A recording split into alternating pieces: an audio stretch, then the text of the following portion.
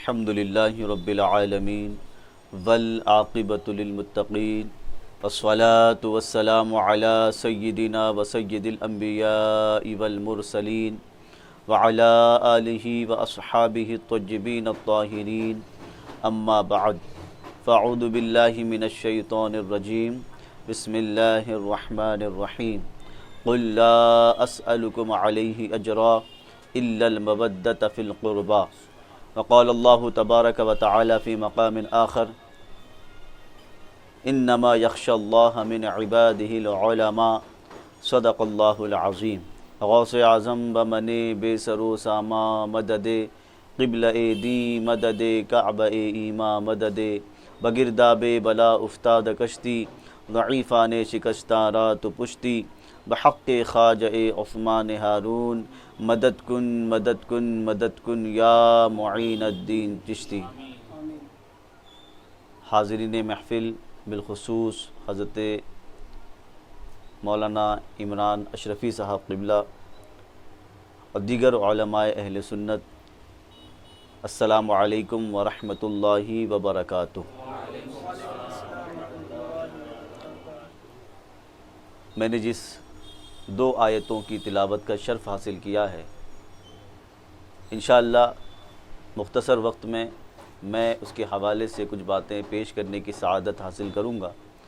اس سے پہلے آئیے ہم اور آپ مل کر نہایت ہی عقیدت اور محبت کے ساتھ مکین گنبد خضرا ہم سب کے آقا حضور محمد الرسول اللہ صلی اللہ تعالی علیہ وآلہ وسلم کی بارگاہ میں جس طریقے سے میں آپ کو پڑھاؤں میرے ساتھ مل کر بآواز بلند پڑھیں۔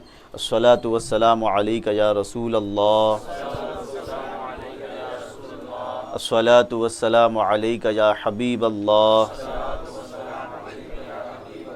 وعلی آلک واصحابک یا نور اللہ، صلی اللہ تعالی علیک وآلک وسلم۔ اعلیٰ حضرت امام عشق و محبت، کنز الکرامت، عاشق صادق، حسان الہند، الشاہ امام محمد رضا خان علیہ الرحمت والرضوان اہل بیت کی شان میں یوں عرض کرتے ہیں، کیا بات رضا اس چمنستان کرم کی، کیا بات رضا اس چمنستان کرم کی، زہرا ہے کلی جس میں حسین اور حسن پھول۔ ہم اور آپ لائق مبارکباد ہیں، بالخصوص مولانا عمران اشرفی صاحب خلیفہ حضور شیخ الاسلام والمسلمین، اور ساتھ ہی ساتھ آپ تمامی حضرات، اور پھر آپ کے توسط سے اللہ تعالیٰ نے مجھے بھی سرکار امام حسن مجتبیٰ رضی اللہ تعالیٰ عنہ اور امام اہل سنت امام احمد رضا خان رحمۃ اللہ تعالیٰ علیہ کی بارگاہ میں خراج عقیدت پیش کرنے کی سعادت عطا فرمائی۔ ماشاءاللہ مولانا عمران اشرفی صاحب کے ساتھ آپ ہمیشہ رہتے ہیں، میں ان کے مزاج سے واقف ہوں۔ جب آدمی ایک پھل دیکھ لیتا ہے تو اس سے سارے باغ کا اندازہ لگا لیتا ہے، تو ماشاءاللہ ان کا نظریہ بھی یہی ہے کہ ہم اپنی بھی اصلاح کریں، لوگوں کی بھی اصلاح کریں، اپنے آپ کو بھی جہنم سے بچائیں اور اپنے سارے گھر والوں کو اور اڑوس پڑوس والوں کو جہنم کی آگ سے بچانے کی کوشش کریں۔ اور بے شک یہ جو ہم یادیں مناتے ہیں، چاہے وہ امام عالی مقام امام حسین کا ذکر ہو یا امام حسن مجتبیٰ کا ذکر ہو یا حضور غوث پاک کا ذکر ہو یا سرکار سبحان شاہ درگاہ کا ذکر ہو یا اور بھی دیگر اولیاء کرام کا ذکر ہو، تو ہماری نیت پر ڈیپینڈ ہوتا ہے کہ ہم ان بزرگوں کا ذکر کیوں کرتے ہیں اور ان کا ذکر کرنے سے ہمیں کیا فائدہ حاصل ہوتا ہے۔ تو ایک دنیا دار سوچنے والا یہ سوچتا ہے کہ اگر ہم ان کا ذکر کریں گے تو ہم کروڑ پتی بن جائیں گے، ہم مالدار بن جائیں گے، ہم یہ بن جائیں گے، ہم وہ بن جائیں گے، اور اکثر و بیشتر اللہ مجھے بدگمانی سے بچائے، آج ہمارا نظریہ یہی بن چکا ہے۔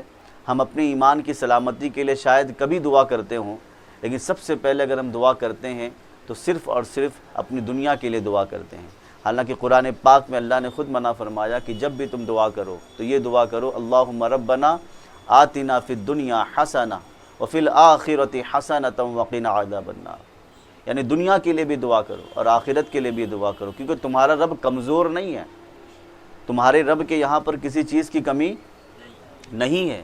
بلکہ اللہ تبارک و تعالیٰ کی شان تو یہ ہے کہ اللہ تبارک و تعالیٰ اگر کسی شے کا ارادہ فرمائے تو فرما دے کن فیکون، تو اس کی شان یہ کہ وہ کن کہہ دے تو وہ چیز ہو جاتی ہے۔ تو ہم اس رب کے ماننے والے ہیں اور اس محبوب بندوں کے ماننے والے ہیں جن سے میرا رب بھی محبت فرماتا ہے۔ تو انہی شخصیات میں سے سرکار امام حسن مجتبیٰ، یہ وہ گھرانہ ہے جن کی شان میں اللہ تعالیٰ نے آیت تطہیر نازل فرمائی۔ یہ وہ گھرانہ ہے جن سے محبت کرنے کا حکم میرے آقا نے ایک مرتبہ نہیں کئی مرتبہ عطا فرمایا۔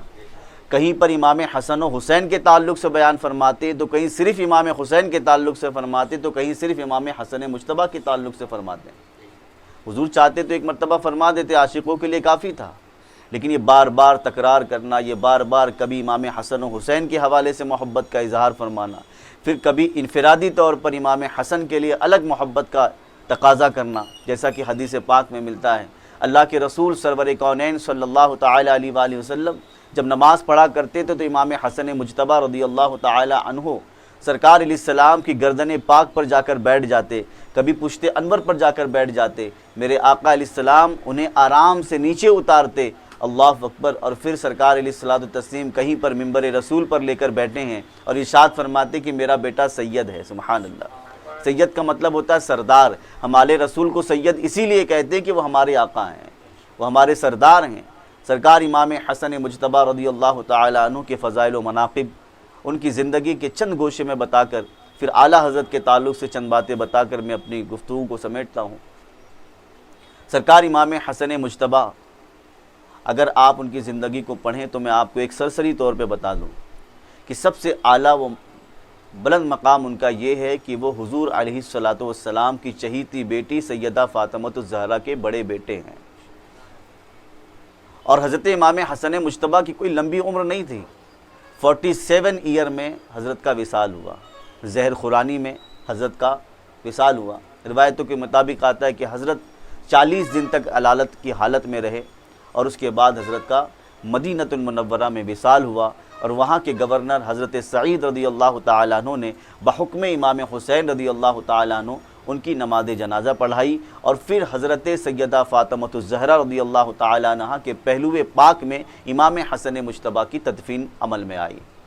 امام حسن مجتبیٰ رضی اللہ تعالیٰ عنہ کے بچپنے کو آپ دیکھیں تو بچپنا بھی نرالا نظر آتا ہے، اور جب ان کا وہ عمر کا حصہ جب ایک عام بچہ شعور کی منزل پر پہنچتا ہے، سمجھداری کی منزل پر پہنچتا ہے، تو اس وقت بھی ان کا عالم یہ ہے کہ الحمدللہ 7 سال کی عمر میں سرکار مدینہ صلی اللہ علیہ وآلہ وسلم سے سنی ہوئی حدیث پاک کی وہ راوی بھی ہیں۔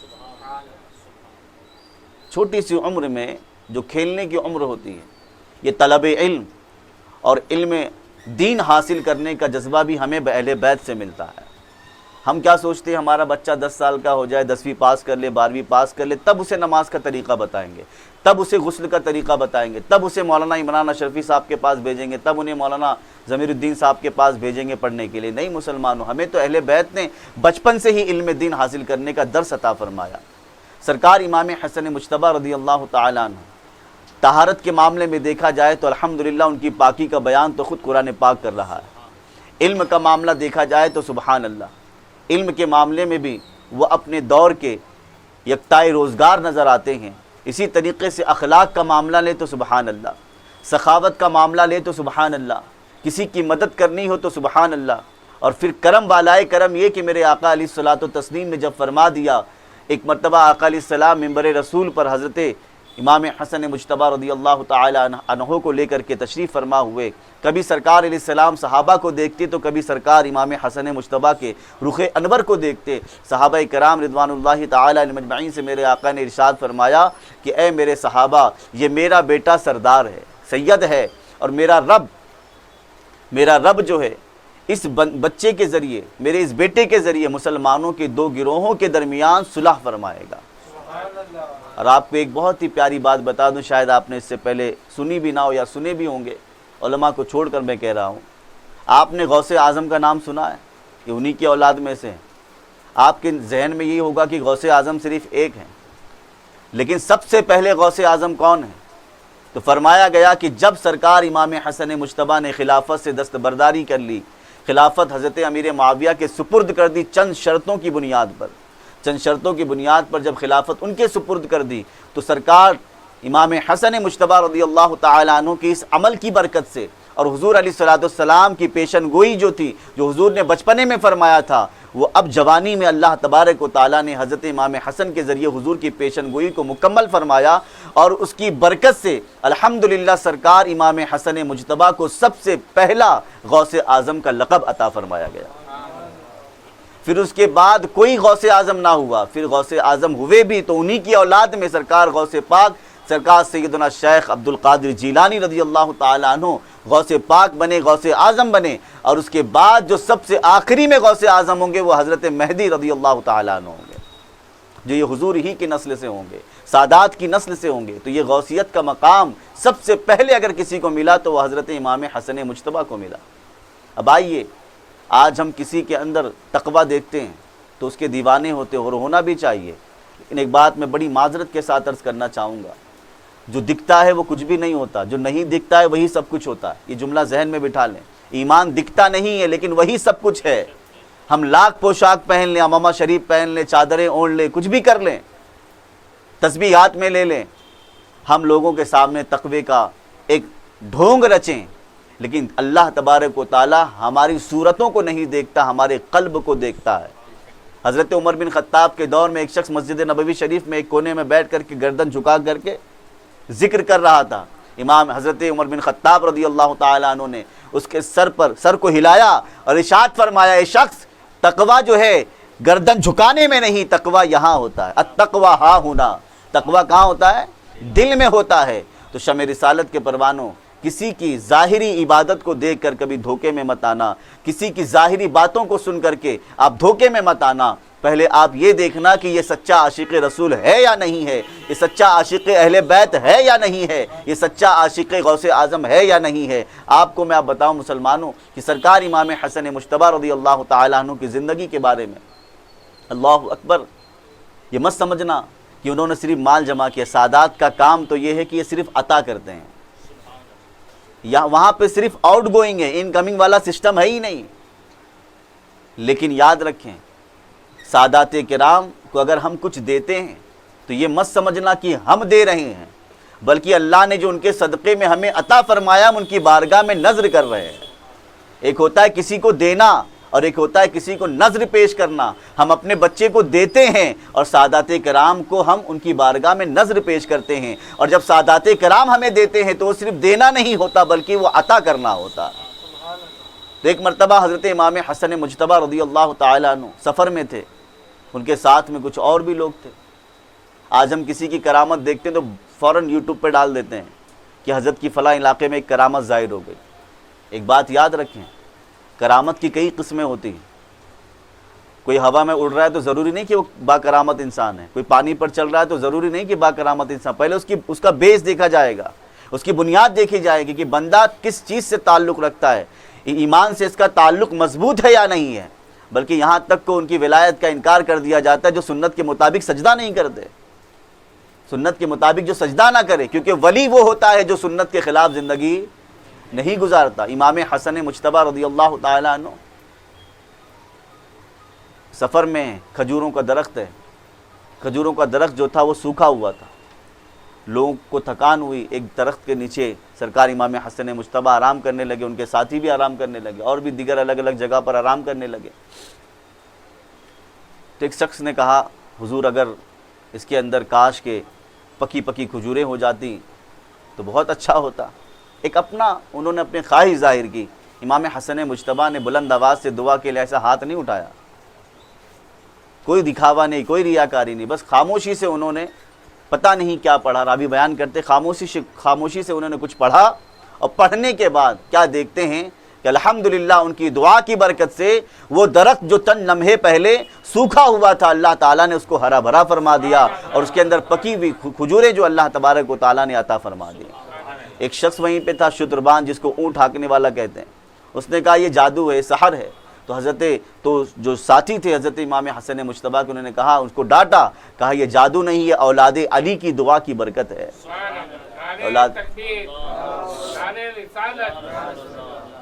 تو شمع رسالت کے پروانوں یہ بات یاد رکھیں کہ یہ کرامتیں ایک ہوتی ہے کرامت، ایک ہوتا ہے استدراج۔ اگر کوئی اپنی جادوگری سے یا کسی اور نظر بند کی وجہ سے سب کام کرتا ہے تو اس کو جو ہے کرامت نہیں کہتے، اس کو کرامت نہیں کہتے۔ کرامت ظاہر اگر ہوئی، اور کرامت بھی عطا کرنے والی ذات اللہ کی۔ اب آئیے میں آپ کو بتاؤں قرآن پاک کی جو آیت کریمہ ہے محبت اہل بیت کے تعلق سے، قرابت مصطفیٰ صلی اللہ تعالیٰ علیہ وآلہ وسلم کی اہل بیت، ان کی قرابت سے جو محبت کرنے کا حکم اللہ تعالیٰ نے بذریعہ مصطفیٰ صلی اللہ علیہ وآلہ وسلم عطا فرمایا۔ کیا فرمایا؟ آپ بارہا اس کو سنتے ہیں۔ کیا فرمایا؟ اے محبوب آپ فرما دیں کہ میں اس پر تم سے کوئی اجرت نہیں مانگتا، یعنی دین پہنچانے پر، قرآن پہنچانے پر، اللہ کی معرفت عطا کرنے پر، دین کو سمجھانے پر میں تم سے کوئی بدلہ نہیں چاہتا۔ اور ہم کیا دے سکتے ہیں حضور کو؟ ہماری کیا اوقات ہے دینے کی؟ کوئی اوقات نہیں ہماری دینے کی، بلکہ ہم تو ان کے بھکاری ہیں، ان کے سوالی ہیں۔ تو سرکار صلی اللہ تعالیٰ علیہ وآلہ وسلم کے ذریعے اللہ نے حکم دیا کہ میں تم سے اس پر کوئی اجر نہیں مانگتا، بس اتنا چاہتا ہوں، اور وہ بھی اللہ تعالیٰ کے فرمان کے مطابق کہ تم میری اہل بیت سے محبت کرو۔ کیا کرو؟ اور محبت کا تقاضا کیا ہوتا ہے مسلمان؟ آپ مولانا عمران صاحب سے محبت کرتے ہیں، اللہ اس میں برکت عطا فرما۔ آپ حضرت مولانا ضمیر الدین صاحب سے محبت کرتے ہیں، آپس میں ایک دوسرے سے محبت کرتے ہیں۔ آپ بتائیے اگر مولانا عمران صاحب آپ سے کہیں بارش ہو رہی ہے، لیکن مولانا عمران صاحب آپ کو یہ نہیں کہیں گے کہ آپ بارش میں جائیے میرا کام کر کے آئیے، فلاں کام کر، اپنا ذاتی کام نہیں بلکہ پروگرام سے ریلیٹڈ کوئی کام آپ کو دیں تو آپ کیا کہیں گے؟ حضرت میں کسی طرح سے لے آتا ہوں، بھیگ جاؤں گا چلے گا، لیکن کام وقت سے پہلے ہو جائے گا۔ کیوں گئے آپ؟ ایک تو ایک پروگرام کی محبت کہ ذکر الہی ہونے والا، ذکر رسول، ذکر اہل بیت، ذکر اولیاء ہونے والا ہے، اور دوسرا ہمارے امام نے ہم کو حکم دیا، ہم کو ہمارے امام نے حکم دیا ہے۔ تو محبت کا تقاضا یہ ہے کہ محبت یہ کہتی ہے بارش آئے کہ طوفان آئے، پہلے جن سے ہم محبت کرتے ہیں ہم ان کی بات کی جو ہے تکمیل کریں، ان کے حکم کی تکمیل کریں، تو اس کو کہتے ہیں محبت۔ اس کو کیا کہتے ہیں؟ سچی محبت۔ امام حسن مجتبیٰ رضی اللہ تعالیٰ عنہ کا ہم ذکر کرنے آئے، اور دیکھو سرکار امام حسن مجتبیٰ کی زندگی، کہ سرکار امام حسن مجتبیٰ رضی اللہ تعالیٰ عنہ نے اپنی زندگی کس انداز سے گزاری۔ ہم کیا سوچتے ہوں گے حضور کی اولاد ہیں، بڑے عیش و عشرت میں زندگی گزاری ہوگی، بہت ہی جو ہے رائل جس طریقے سے لوگ زندگی گزارتے ویسی زندگی گزاری ہوگی۔ نہیں مسلمانوں، یہ وہ خاندان ہیں جنہوں نے فقر اختیاری اختیار کیا تھا، ان کا فقر اختیاری تھا۔ اگر وہ چاہتے، اللہ تبارک و تعالیٰ نے سیدہ کے لیے جنت سے جوڑا بھیج دیا۔ اللہ تبارک و تعالیٰ نے اپنے اہل بیت، سرکار کی اہل بیت سے اللہ تعالیٰ اتنی محبت فرماتا ہے، اللہ اکبر، کہ سیدہ کے لیے، امام حسن و حسین کے لیے جنت سے پھل آ جائیں، لیکن حضرت سرکار صلی اللہ تعالیٰ علیہ وآلہ وسلم کی اولاد نے اس پر تکبر نہیں کیا، اس پر گھمنڈ نہیں کیا، بلکہ اس کا صحیح استعمال کر کے لوگوں تک احقاق حق اور لوگوں کو ابطال باطل کا طریقہ بتایا کہ اگر حق کے لیے ہمیں اپنی جان بھی دینی پڑے تو اپنی جان کو قربان کر دینا، اور باطل کے آگے کبھی سر کو مت جھکانا۔ سرکار امام حسن مجتبیٰ رضی اللہ تعالیٰ عنہ کی شان وہ شان ہے مسلمانوں کہ جن کو اللہ تبارک و تعالیٰ نے سرکار سیدنا امام علی مقام امام حسین رضی اللہ تعالیٰ عنہ کا بڑا بھائی بنا کر دنیا میں پیدا فرمایا۔ آپ کو میں ایک واقعہ بتاتا ہوں۔ آج ایک چھوٹا بھائی بڑے بھائی سے محبت نہیں کرتا۔ آج ہماری ناچاکیاں، زندگی کیسے گزارتے تھے وہ لوگ؟ مسلمانوں، دنیا چند دنوں کی ہے، ہمیں اس دنیا کو چھوڑ کے جانا ہے۔ قبر میں کوئی آپ کے ساتھ نہیں آنے والا، ہاں آپ کے ساتھ آپ کے اعمال جانے والے ہیں، اور جو آپ نے صدقہ جاریہ کیا ہوگا اس کا ثواب آپ کو تا قیامت ملتا رہے گا۔ یہ آپ نے سنا بھی ہمیشہ اور سنتے آ رہے ہیں، اور انشاءاللہ سنتے رہیں گے۔ تو دنیا کے اندر ہم بس یوں سمجھیے کہ پلک جھپکنے کی مقدار جو وقت ہوتا ہے بس اتنے لمحے کے لیے ہم آئے ہیں، اور یہ ہمارے لیے دارالعمل ہے، دارالجزا نہیں ہے، یہ جنت نہیں ہے ہمارے لیے۔ یہ چند دنوں کی زندگی جس کو ہم آخرت پر فوقیت دیتے ہیں۔ اب سنو امام حسن مجتبیٰ کی زندگی کو اور اپنی زندگی کو بدلنے کی کوشش کرو مسلمانوں۔ محبت کا تقاضا میں آپ کو بتا دیا کہ محبت کا تقاضا یہ ہے، آپ جن سے محبت کرتے ہیں ہمیں ان کے کردار کو بھی اپنانا ہے، ان کے بولنے سے پہلے وہ عمل کر رہے ہیں۔ آپ دیکھ رہے ہیں کہ مولانا عمران صاحب فجر کی نماز پابندی سے پڑھ رہے ہیں، اور نماز فجر کے بعد وہ 100 مرتبہ درود پاک کا ورد کرتے ہیں۔ آپ بھی پوچھ لو حضرت آپ کیا پڑھتے ہو، ذرا مجھے بھی بتا دیں۔ حضرت نے کہا میں 100 مرتبہ درود پاک حضور پر اور آل نبی پر میں درود پاک پڑھتا ہوں۔ آپ نے کہا حضور کون سا درود پاک پڑھنا ہے؟ آپ نے کہا کوئی بھی درود پاک پڑھیں آپ نے 100 مرتبہ درود پاک پڑھنا شروع کر دیا۔ کیوں پڑھنا شروع کر دیا؟ کہ ہمارے امام صاحب درود پاک پڑھ رہے ہیں، جو برکتیں انہیں ملے گی انشاءاللہ تعالی مجھے بھی اللہ عطا فرمائے گا۔ حضرت امام حسن مجتبیٰ رضی اللہ تعالیٰ عنہ اور امام حسین کے درمیان ایک مرتبہ تھوڑی سی ناچاکی ہو گئی۔ یہ ناچاکیاں ہونا بھائیوں کے درمیان یہ کوئی نئی بات نہیں ہے، لیکن آج کل ہمارے وہاں پر کوئی دوسرا معاملہ رہا ہوگا۔ راوی نے یہ نہیں ذکر کیا کہ کس وجہ سے ناچاکی ہوئی تھی، لیکن ہاں ناچاکی ہوئی تھی۔ تو ایک صحابی رسول آئے امام حسین کے پاس کہ اے حسین جاؤ، بڑے بھائی ہیں، پہل کر لو، معافی تلافی کر لو، معاملہ ختم کر لو، بات چیت شروع کر دو، اچھی بات نہیں ہے۔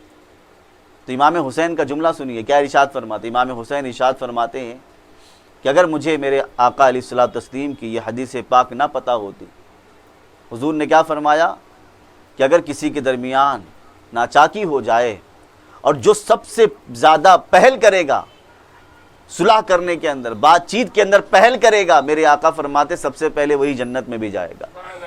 تو اے صحابی رسول میں نہیں چاہتا کہ میں اپنے بڑے بھائی سے پہلے جنت میں چلا جاؤں، اپنے بڑے بھائی سے پہلے جنت میں چلا جاؤں۔ اگر میں پہل کر لوں گا تو میرے بڑے بھائی سے پہلے میں جنت میں جاؤں گا، تو میں چاہتا ہوں کہ مجھ سے پہلے اگر جنت میں جائے تو میرا بڑا بھائی جنت میں جائے۔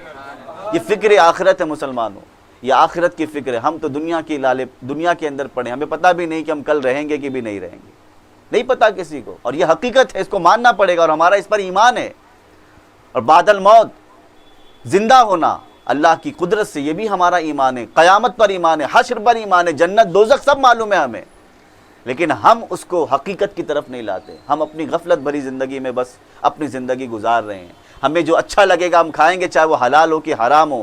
ہمیں جو اچھا لگے گا ہم دیکھیں گے، چاہے وہ دیکھنا حرام ہو کہ حلال ہو۔ ہمیں جو سمجھ میں آئے گا کسی طریقے سے پیسہ حاصل کرنا، بس وہ آ جائے ہماری جیب میں، بس ہماری ضرورت پوری ہو جائے، اب چاہے وہ حلال ہو کہ حرام ہو۔ شمع رسالت کے پروانوں، اللہ اکبر، ہمارے آقا علیہ الصلوۃ والتسلیم نے اپنے نواسوں کو حرام کا کھانے سے منع فرمایا، جیسا کہ بہت مشہور حدیث پاک ہے کہ ایک مرتبہ حضرت امام حسین یا امام حسن نے کھجور اٹھا کر کے کھا لی، جو صدقے کی کھجور تھی۔ آقا علیہ الصلوۃ والتسلیم نے ان کے منہ سے اس کھجور کو باہر نکالا اور فرمایا بیٹا یہ ہمارے لیے جائز نہیں ہے۔ آج اگر ہم اپنے بھائیوں کو کہیں دیکھو بھائی ہمارا آپ سے کوئی خونی رشتہ نہیں ہے، لیکن ہمارا اور آپ کا ایک دینی رشتہ ہے، ایمانی رشتہ ہے، اور خونی رشتے سے زیادہ افضل رشتہ ایمانی رشتہ ہوا کرتا ہے۔ اگر ہمارا سگا بھائی گستاخ رسول ہو جائے تو شریعت کا حکم ہے کہ ہم اس سے دور ہو جائیں، اور اگر ہمارا کوئی پڑوسی ہے عاشق رسول ہے، بھلے سے بیچارہ غریب ہے، بھلے سے بیچارہ چٹنی روٹی پر زندگی بسر کرتا ہے، لیکن جب وہ آپ سے ملے تو آپ اس سے محبت کے ساتھ ملے، اس لیے کہ جب کوئی بندہ کسی مومن بندے سے محبت کے ساتھ ملتا ہے تو اللہ تبارک و تعالیٰ ان کے دلوں میں محبت پیدا فرماتا ہے، اور اللہ تعالیٰ اسے بے شمار اجر بھی عطا فرماتا ہے۔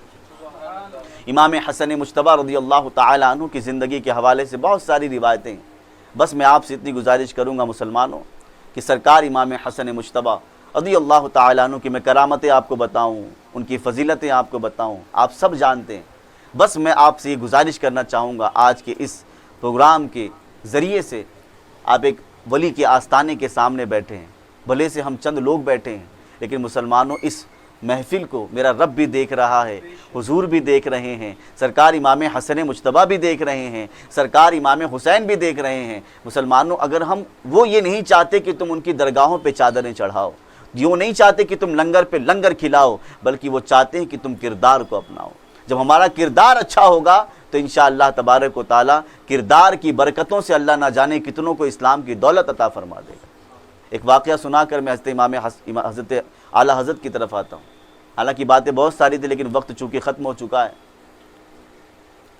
ہم آج ایک دوسرے سے کینہ رکھتے ہیں، قسم خدا کی کہتا ہوں اگر آپ نے اس بات پر عمل کر لیا مسلمانوں، ہم لوگ کے دلوں میں بھی آتا ہے، میں بالکل میری عادت ہے، میں کھل کر بات کرنے والا آدمی ہوں، ہمارے دلوں میں بھی کسی نہ کسی کے لیے حسد کبھی کبھی پیدا ہو جاتا ہے، حالانکہ عوام میں بتانے والی بات نہیں ہے، لیکن جو ریئلٹی ہے اس کو بتانا ضروری ہے، تاکہ عوام کو بھی احساس ہو کہ ہاں بھائی مولانا لوگ کے ساتھ بھی شیطان رہتا ہے، ورنہ ان کو کیا لگتا ہے کہ مولانا لوگ کے ساتھ شیطان نہیں رہتا، حالانکہ سب سے زیادہ مولانا لوگوں کے ساتھ رہتا ہے، سب سے زیادہ طالب علم کے ساتھ رہتا ہے۔ عوام کے ساتھ تو ایک ہی شیطان کافی اس سے نپٹ لیتا، بلکہ بعض موقع پہ تو ایسا ہوتا ہے کہ شیطان بھاگ جاتا ہے، تھوڑی دور پہ خالی واچ کرتا ہے، ویٹ اینڈ واچ، انتظار کرتا ہے، کچھ اس نے نیکی کا کام شروع کیا کہ اس پہ حملہ کرنا ہے. ہوتا ہے کہ نہیں ہوتا؟ ایمانداری سے بولنا.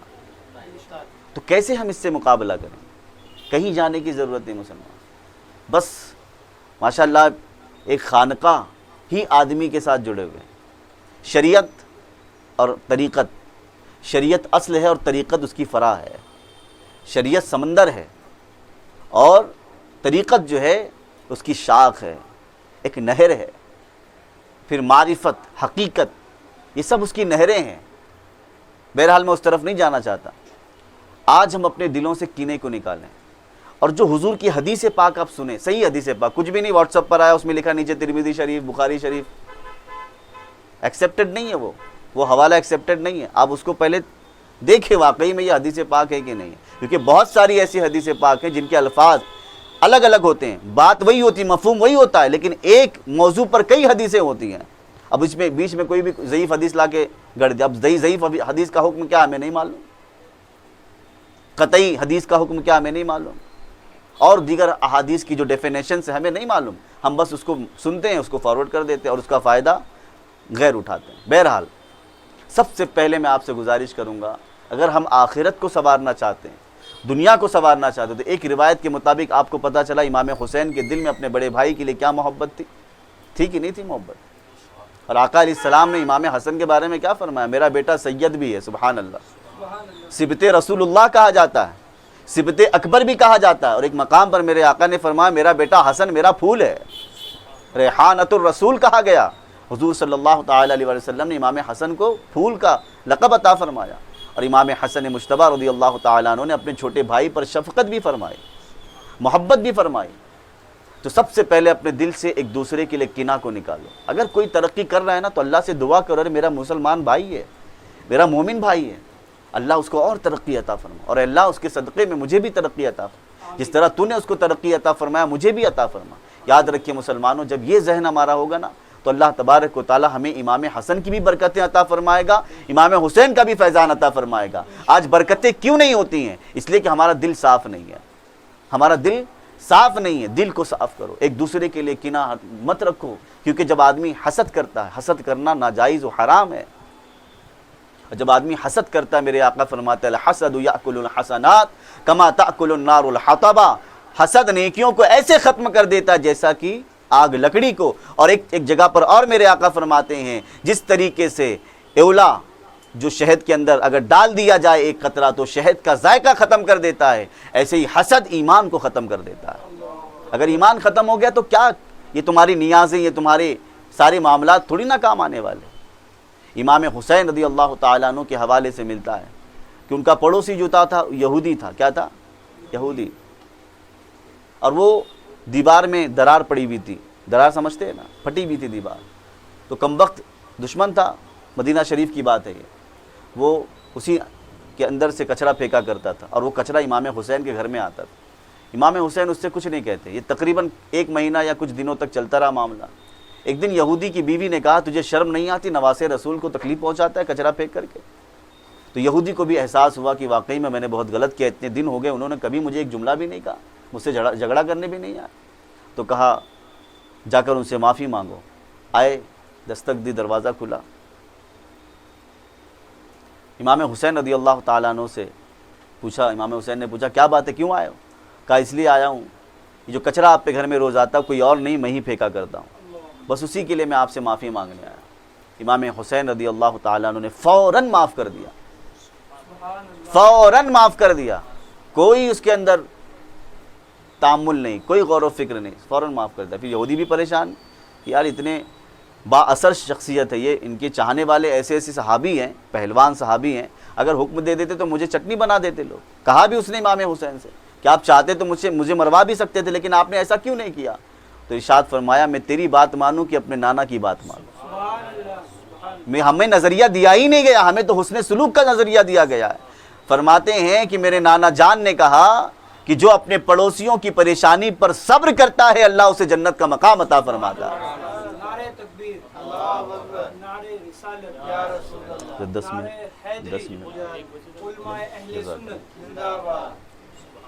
تو یہ پڑوسی کے حقوق ایک مسلمان کا حق ادا نہیں کرتے. مسلمان یہ بات جو ہے نا، یہ جو ہم فارمیلٹی کے طور پہ بیانات سنتے ہیں نا، خدا کے واسطے میں ہاتھ جوڑ کر کہتا ہوں سننا بند کر دو.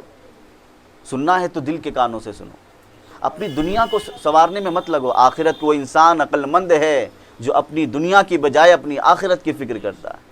ہم سوتے ہیں تو یہ سوچ کر نہیں سوتے، ہم یہ سوچ کر سوتے صبح اٹھیں گے تو جائیں گے فلاں جگہ پہ، فلاں فلاں ڈیل کر کے آئیں گے، فلاں فلاں سامان بیچ کر کے آئیں. دنیا کی فکر کرتے ہیں. آؤ میں آپ کو بتاؤں امام حسن مجتبیٰ رضی اللہ تعالیٰ، آج ہم کسی کو دیتے ہیں تو دے کر احسان جتاتے ہیں. اللہ اکبر. کوئی مانگنے والا آتا ہے تو ہم اس سے تحقیقات کرتے ہیں. بے شک کرنا بھی چاہیے ماحول کے حساب سے، میں نہیں کہتا کہ مت کرو، کرو، لیکن اگر واقعی میں کوئی پریشان ہے اور اللہ نے آپ کو 10 روپے کی توفیق دی تو آپ 10 روپے دے کے اسے فارغ کر دو. 10,000 کی توفیق دی تو 10,000 دے کر، لیکن ایک ہاتھ سے دو تو دوسرے ہاتھ کو پتہ نہ چلے. تاخیر مت کرو، اس کو ذلیل مت کرو. 10 آدمی کے سامنے بلا کر مت دو اسے. یہاں تک کہ آج تو فقیر آج علماء کی بے عزتی کی جا رہی ہے. العلماء ورثۃ الانبیاء میرے آقا نے ارشاد فرمایا، علماء انبیاء کے وارث ہوا کرتے ہیں. یہ بھی ایک الگ بحث ہے ورثۃ الانبیاء کے حوالے سے، بہت لمبی گفتگو ہے اس کے حوالے سے. لیکن بس اتنا کہنا چاہوں گا، آپ سب سے پہلے سادات کی خدمت کرو، سید زادوں کی خدمت کرو، ان کی تعظیم کرو. اور یاد رکھو کل بروز محشر سادات بھی ہمیں اسی وقت کام آئیں گے جب ہم ان کی کردار کو اپنائیں گے، مشن کو آگے بڑھائیں گے. جب مشن ہمارا ان کے مشن کے مطابق ہم چلیں گے تو اللہ تعالی ہمیں یہاں بھی کامیابی دے گا، وہاں بھی کامیابی عطا فرمائے گا. امام حسن مجتبیٰ کی بارگاہ میں ایک شخص آیا، اس نے چٹھی لکھ کر کے دی، کہا حضور میری کچھ، زبان سے کچھ نہیں کہا، بس اپنی ضرورت چٹھی پہ لکھ کر دے دیا. امام حسن مجتبیٰ نے وہ چٹھی کو پڑھا بھی نہیں، فوراً اس کی ضرورت کو پوری کر دیا. کچھ درہم و دینار عطا فرما دیے. کسی نے پوچھا حضور آپ نے چٹھی پڑھا بھی نہیں اور اس کو دے دیا؟ تو ارشاد فرماتے ہیں اے شخص، اگر میں چٹھی پڑھنے لگتا تو وہ بندہ کھڑا رہتا، تو میں یہ نہیں چاہتا کہ کل قیامت کے دن اگر اللہ مجھ سے یہ پوچھ لے کہ حسن تو نے میرے فلاں بندے کو اتنی دیر تک کھڑا کیوں رکھا؟ چٹھی پڑھنے کا جو وقت ہوتا اس وقت تک میں نے اسے کھڑا کیوں رکھا؟ تو اپنے رب کو میں کیا جواب دیتا؟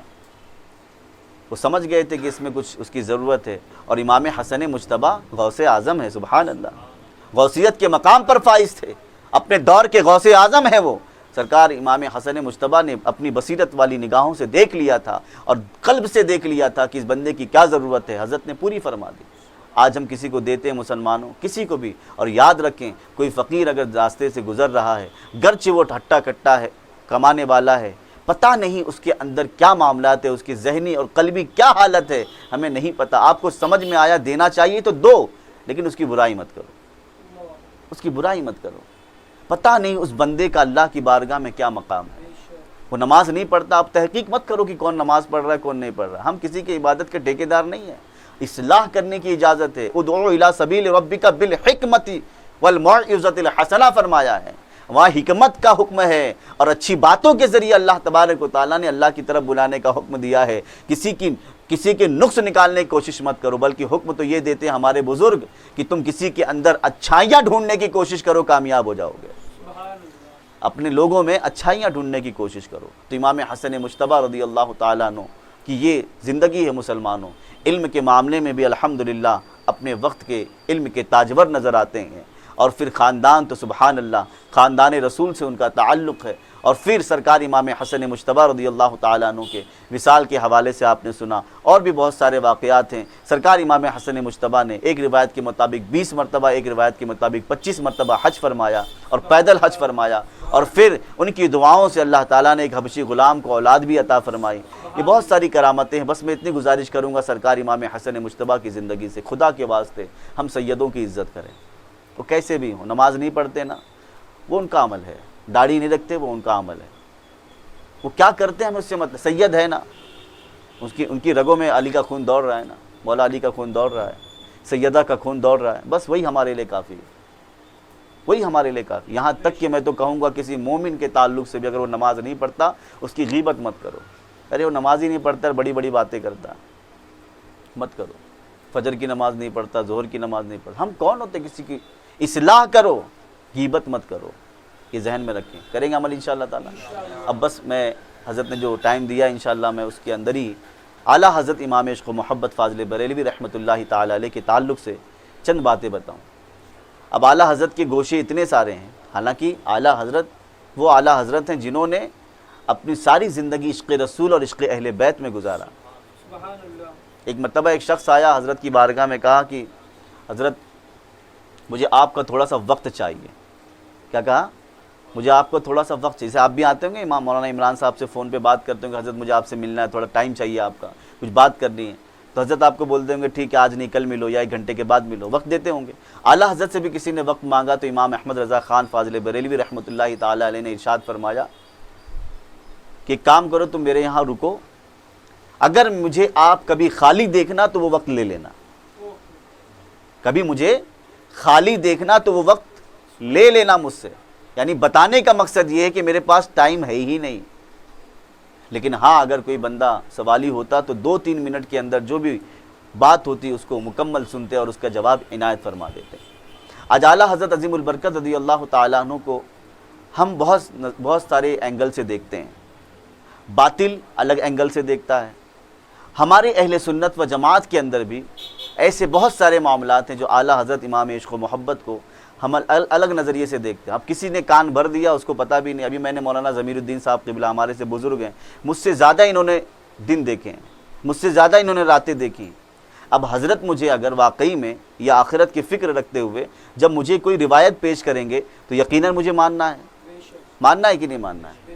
لیکن اگر حضرت نے بغیر تحقیق کے کسی کی سنی ہوئی بات مجھے بتا دی پھر بھی مجھے ماننا ہے۔ کیوں؟ کیونکہ حضرت نے کہا، بھائی بزرگ ہیں، مجھ سے زیادہ انہوں نے زندگی گزاری، مجھ سے زیادہ ان کو تجربے ہیں، مجھ سے زیادہ ان کو علم ہے، میں یہ مان کر کے ان کی بات ایکسیپٹ کر لوں گا۔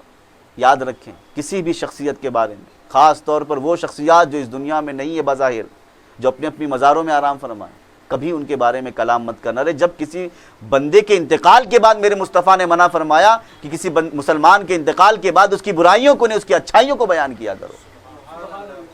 آج ہم بھی کچھ لوگ ایسے ہیں، بڑی معذرت کے ساتھ عرض کروں گا میں، کہ ہم غلطی کرتے ہیں دوسرے لوگ اور نام بدنام ہوتا ہے ہمارے امام اہل سنت کا، نام بدنام ہوتا ہے ہمارے سرکار مخدوم اشرف جہانگیر سمنانی کا، نام بدنام ہوتا ہے دیگر بزرگان دین کا۔ غلطیاں ہم کرتے ہیں، روایتیں ہم یہاں وہاں سے لے کر کے آتے ہیں اور پھر اعلیٰ حضرت کی شان میں یا کسی کی بھی شان میں گستاخی کرتے ہیں۔ یاد رکھو مسلمانوں، سنیت میں تفرقہ نہیں ہونا چاہیے، اہل سنت و جماعت کے اندر گروپ بندی نہیں ہونا چاہیے۔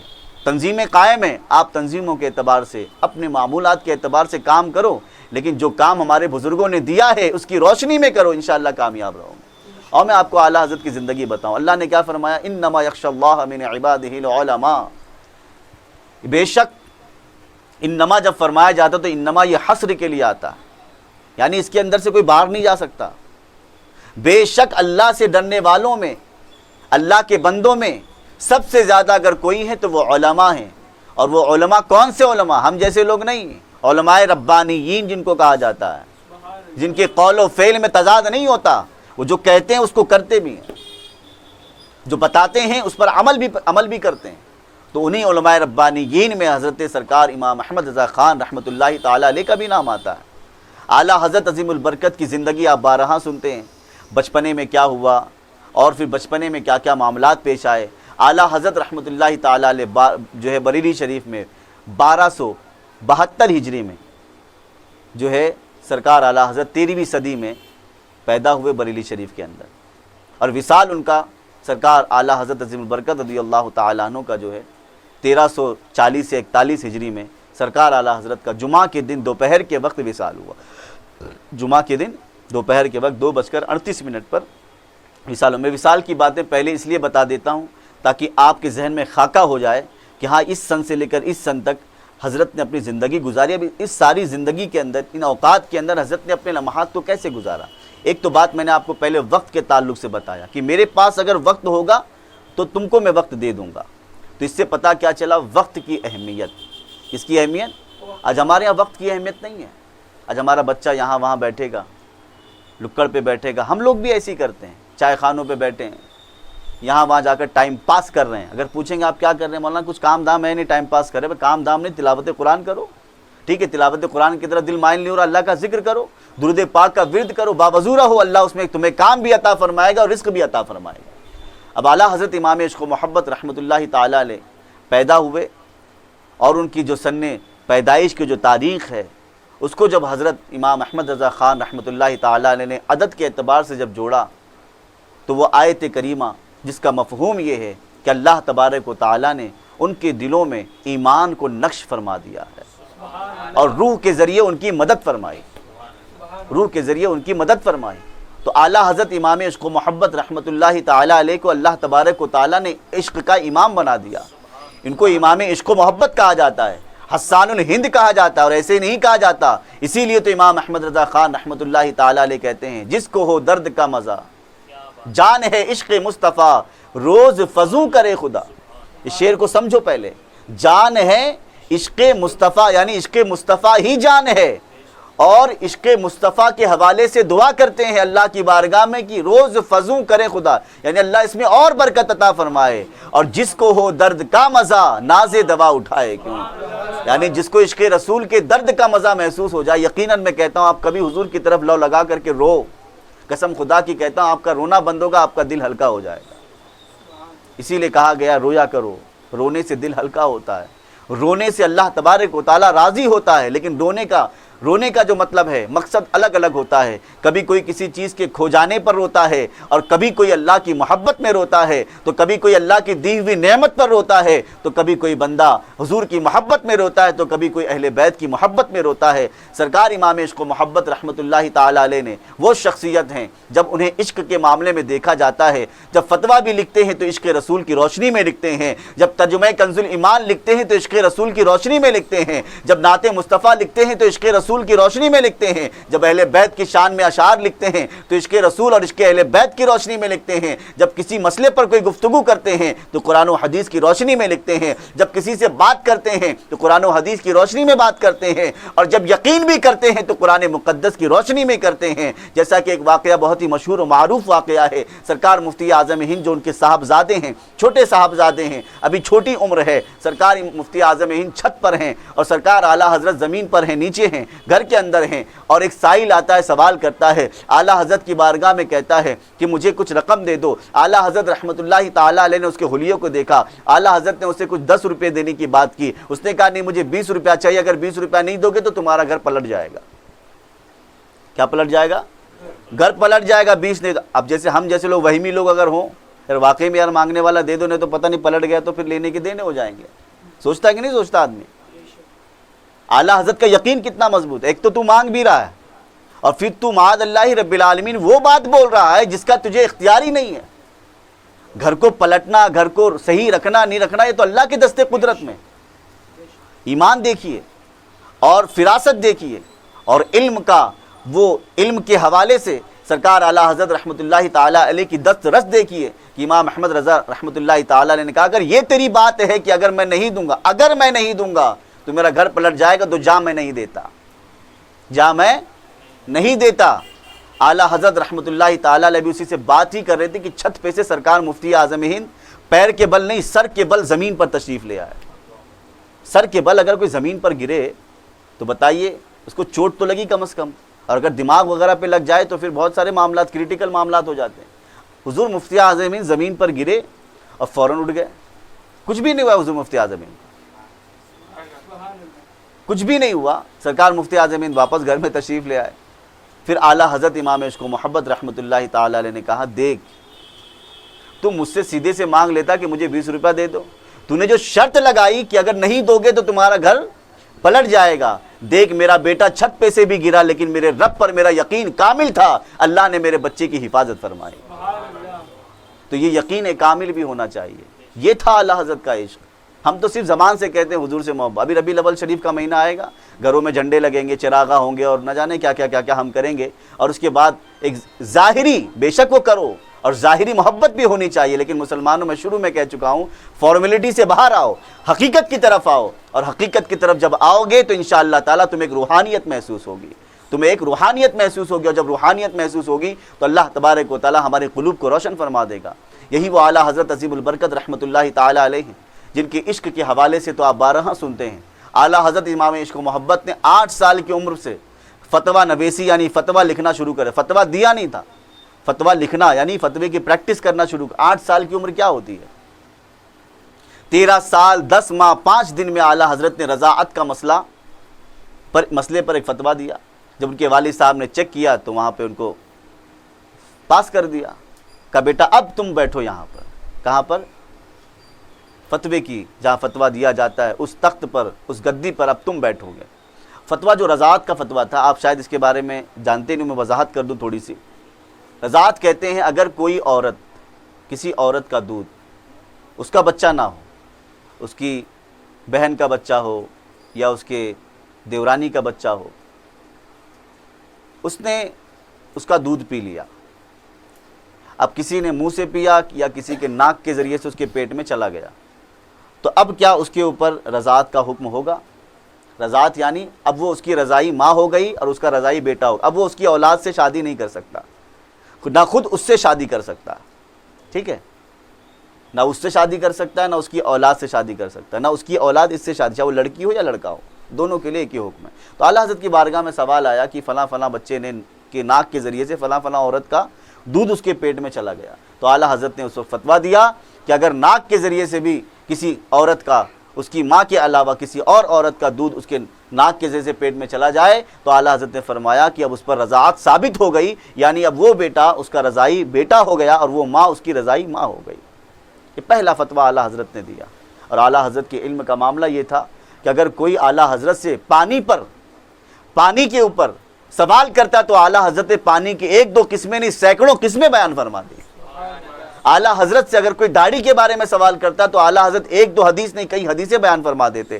اعلیٰ حضرت سے اگر کوئی محراب کے اندر نماز پڑھانے کے تعلق سے سوال کرے تو اعلیٰ حضرت اس پر ایک رسالہ لکھ دیتے ہیں. اعلیٰ حضرت سے جس مسئلے پر بھی سوال کیا گیا، آپ فتاوی رضویہ شریف اٹھا کر کے دیکھو، جو پہلے 12 جلدوں میں تھی، آج جب اس کی تشریحات کی گئی، اس کے اندر تعلیقات کی گئی، اس کے اندر حاشیہ لگایا گیا، تو آج وہ 32 جلدوں کے اندر سامنے موجود ہے. یہ اعلیٰ حضرت کی کرامت نہیں تو کیا ہے؟ الدولۃ المکیہ جو اعلیٰ حضرت رحمۃ اللہ تعالی علیہ نے مکہ شریف کے اندر علم غیب کے اوپر جو لکھی تھی کتاب 8 گھنٹے کے اندر، دونوں ہاتھوں سے لکھتے تھے. پوچھا گیا حضور آپ دونوں ہاتھوں سے کیسے لکھتے ہو؟ کہا اگر دونوں پیروں سے لکھنے کی بھی اجازت ہوتی تو میں پیروں سے بھی لکھا کرتا تھا، لیکن ادب یہ کہتا ہے کہ پیروں سے نہ لکھا جائے. اعلیٰ حضرت دونوں ہاتھوں سے لکھتے تھے. کہا حضور یہ کیا؟ کہا اس میں میرا کوئی کمال نہیں. یہ ولی کی سب سے بڑی صفت ہوتی ہے کہ جب اس سے کوئی اچھا کام ظاہر ہوتا ہے تو فوراً یہ کہتا ہے کہ میرا کمال نہیں، اس میں اللہ اور اس کے محبوب بندوں کی عطا ہے کہ اللہ تعالیٰ نے مجھ سے یہ کام لیا. اعلیٰ حضرت فرماتے ہیں کہ ایک طرف میں دیکھتا ہوں کہ میرے مصطفیٰ میری مدد فرما رہے ہیں اور دوسری طرف دیکھ رہا ہوں کہ غوث اعظم میری مدد فرما رہے ہیں.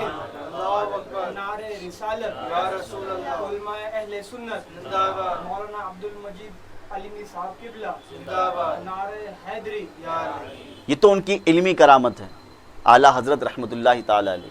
اب آئیے میں آپ کو بتاؤں کہ اعلیٰ حضرت کا تقوی اور اہل بیت سے محبت، بس اسی پر میں اپنی گفتگو سمیٹتا ہوں. اور اعلیٰ حضرت رحمۃ اللہ تعالی علم کو بیچا نہیں کرتے تھے. آج تم نذرانے طے کرتے ہیں.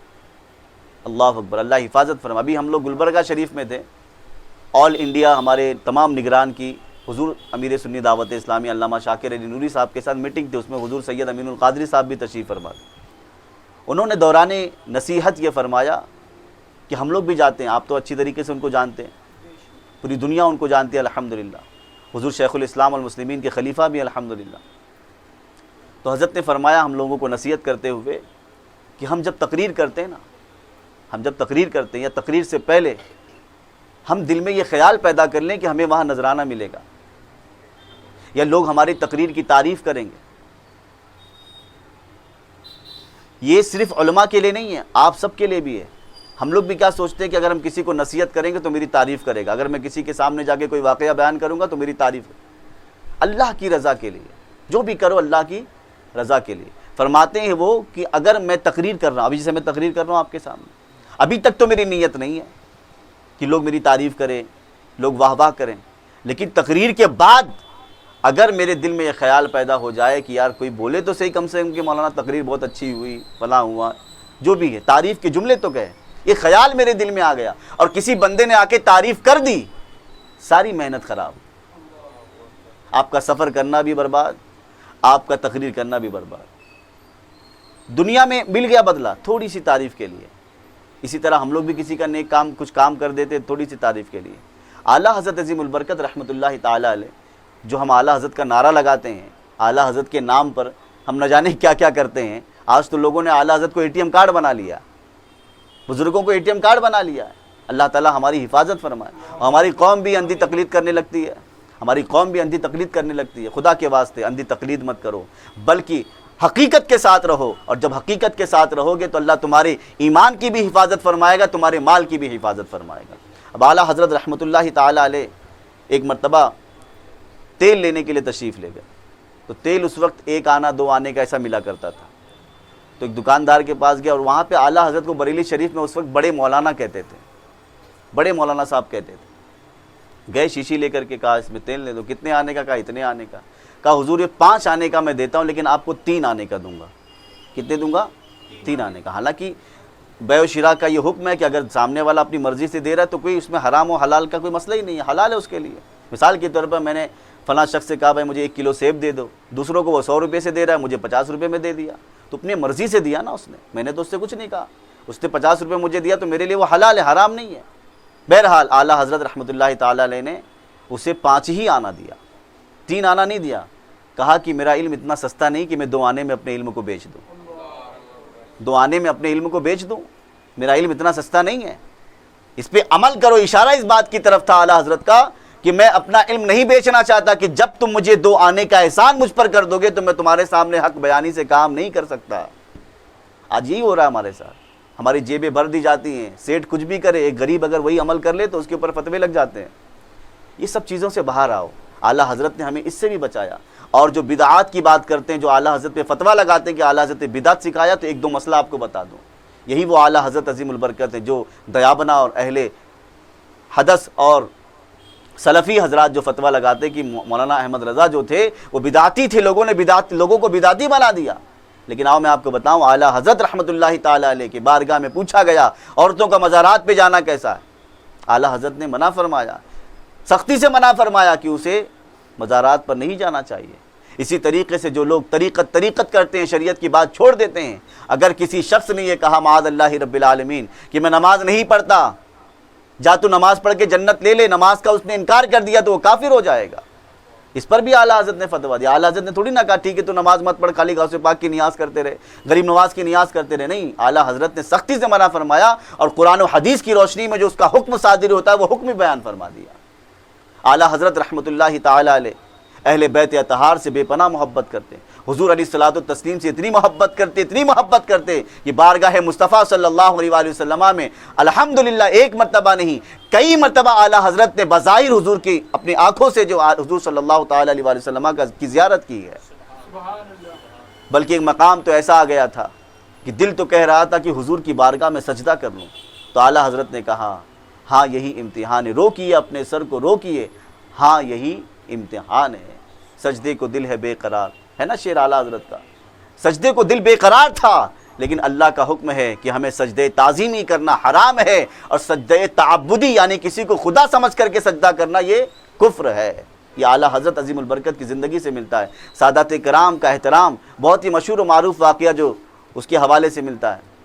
جب اعلیٰ حضرت رحمۃ اللہ تعالیٰ علیہ سادات کی طرف لے جا کے بات ختم کرتا ہوں، جب مرید ہونے کا ارادہ ہوا، ان کے والد محترم علامہ نقی علی خاں رحمۃ اللہ علیہ، ان کے والد گرامی علامہ رضا علی خاں رحمۃ اللہ تعالیٰ علیہ، یہ سب کے سب جو ہے بڑے پائی کے بزرگ ہیں. علامہ نقی علی خاں بھی مہاراجہ شریف سے بیعت تھے، ان کا بھی پیر خانہ وہی ہے. لیکن اعلیٰ حضرت نے پہلے رخ کیا بدایوں شریف کا. اپنی مسجد کی اذان ہو رہی ہے، جاؤ مسجد. درود شریف پڑھ لیں. اللہم صلی علی وسلم.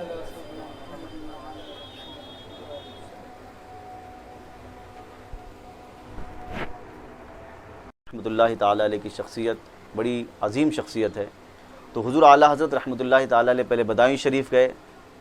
وہاں کے جو جن سے مرید ہونا چاہ رہے تھے، اعلیٰ حضرت تاج الفہول رحمۃ اللہ تعالیٰ علیہ یا ان کے والد گرامی سے، نام مجھے یاد نہیں آ رہا، بدایوں شریف کے بزرگ سے ملا تو انہوں نے کہا کہ تم میرے پیر خانے چلے جاؤ، کیونکہ بدایوں شریف بھی الحمدللہ مہاراجہ شریف بدایوں شریف کا پیر خانہ ہے.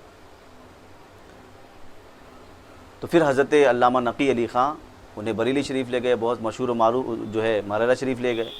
تو سید شاہ علیہ رسول مہرری رحمۃ اللہ تعالیٰ علیہ نے آتے ہی ساتھ انہیں مرید بھی بنا لیا اور خلافت سے بھی نواز دیا. لوگوں نے پوچھا کہ حضور آپ نے سب کو تو پہلے چلہ کراتے ہیں، آپ دل کی صفائی کراتے ہیں، نفس کشی کرواتے ہیں، اس کے بعد آپ جو ہے آپ انہیں خلافت اور ارادت میں لیتے ہیں۔ کہا کہ وہ جو آتے ہیں تو ان کا دل تھوڑا صاف کرنا پڑتا ہے، لیکن یہ بچہ جو آیا تھا، یہ نوجوان جو آیا تھا، اس کا دل پہلے سے ہی صاف تھا، اس لیے میں نے اسے عطا کر دیا، اور اگر کل قیامت کے دن اللہ مجھ سے پوچھے گا کہ اے آل رسول کیا لایا ہے، تو میں احمد رضا کو پیش کر دوں گا۔ بتائیے وہ پیر جو اپنے مرید پر ناز کرے تو مرید کتنا عظیم مرتبے والا ہوگا۔ اور سادات کی شان میں تو سبحان اللہ، جو میں نے شروع میں عرض کیا دینے لینے کے تعلق سے، بس ایک بات بتا کے بات ختم کرتا ہوں۔ اعلیٰ حضرت رحمۃ اللہ تعالی علیہ کہ یہاں پر ایک سید صاحب کام پر لگے، اور اعلیٰ حضرت کے علم میں نہیں تھا کہ وہ سید صاحب ہے، لیکن اعلیٰ حضرت خوشبو سے پہچان لیے اور انہیں پتہ چلا کہ یہ سید صاحب ہے۔ تو اپنے گھر والوں کو کہا کہ سید صاحب سے اب آج کے بعد ابھی سے کوئی کام نہ لیا جائے۔ یہ نہیں کہا کہ تم اب ہمارے یہاں کام کرنا بند کر دو، آپ تشریف لائیں یا نہ لائیں، آپ کی جو خدمت ہوتی تھی وہ انشاءاللہ ہوتی رہے گی۔ اپنے گھر والوں سے کہا کہ ان کی جو خدمت کی جاتی تھی ہر ماہ، ان کی خدمت کی جائے۔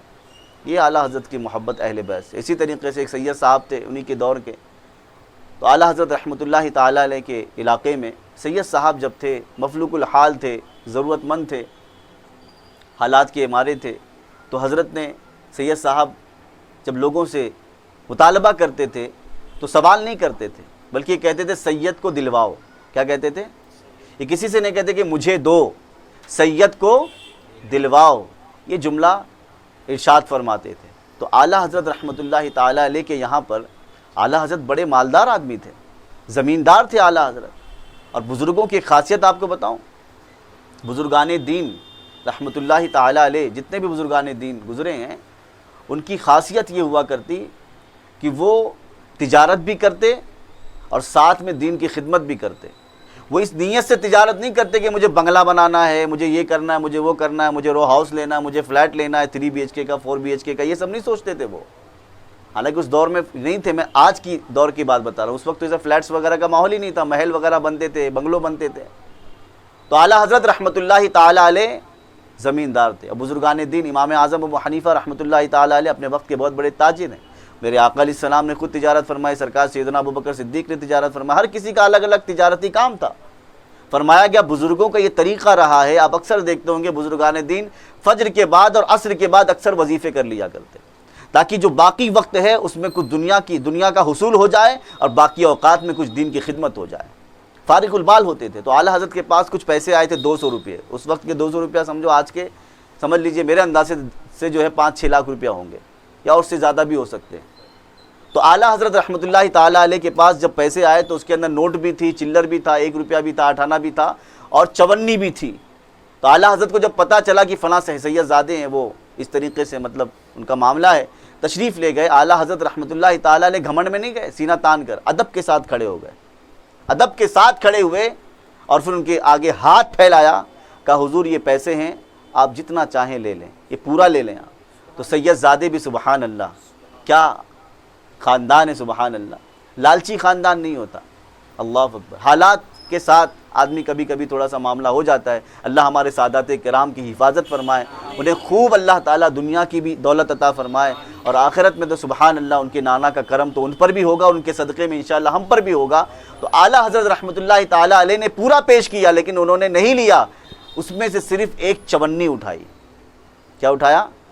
کہا کہ صاحب بس یہ 54 میرے لیے کافی ہے۔ تو اعلیٰ حضرت نے اپنے خادم سے کہا کہ جب بھی تمہیں یہ سید زادے ملیں تو بغیر کوئی پوچھے پاچھے جو ہے تم ان کو ان کی خدمت میں 54 پیش کر دیا کرنا۔ یہ محبت تھی اہل بیت سے۔ اس طریقے کے بہت سارے واقعات روایتوں میں ملتے ہیں۔ بس میری گزارش ہے مسلمانوں کہ ہم اعلیٰ حضرت رحمۃ اللہ تعالیٰ علیہ ہوں یا کوئی بھی بزرگ ہوں، ہم ان کے مشن پہ توجہ دیں، ان کی زندگی پر توجہ دیں اور اس کے مطابق اپنی زندگی گزارنے کی کوشش کریں۔ اللہ تعالی ہم سب کو عمل کرنے کی توفیق عطا فرمائے۔ میں آپ سب کا شکریہ ادا کرتا ہوں، خاص طور پہ حضرت مولانا عمران اشرفی صاحب خلیفہ حضور شیخ الاسلام والمسلمین، اور حضرت مولانا ضمیر الدین صاحب قبلہ کا، کہ الحمدللہ آپ نے مجھ گناہگار کو اس لائق سمجھا کہ میں ان دونوں شخصیات کی بارگاہ میں کچھ جملے عرض کروں۔ اللہ تعالیٰ کی بارگاہ میں دعا ہے کہ اللہ تعالیٰ مجھے میری غلطیوں پر اللہ تعالیٰ مجھے معاف فرمائے، اور جو صحیح میں نے بیان کیا اسے قبول فرمائے، اور جو خطا ہوئی اللہ اپنے فضل سے اپنے محبوب کے صدقے میں، سیدزادوں کے صدقے میں، بزرگوں کے صدقے میں اللہ تعالیٰ معاف فرمائے۔ استغفر اللہ ربی من کل ذنب واتوب الیہ، لا الہ الا اللہ محمد رسول اللہ صلی اللہ تعالی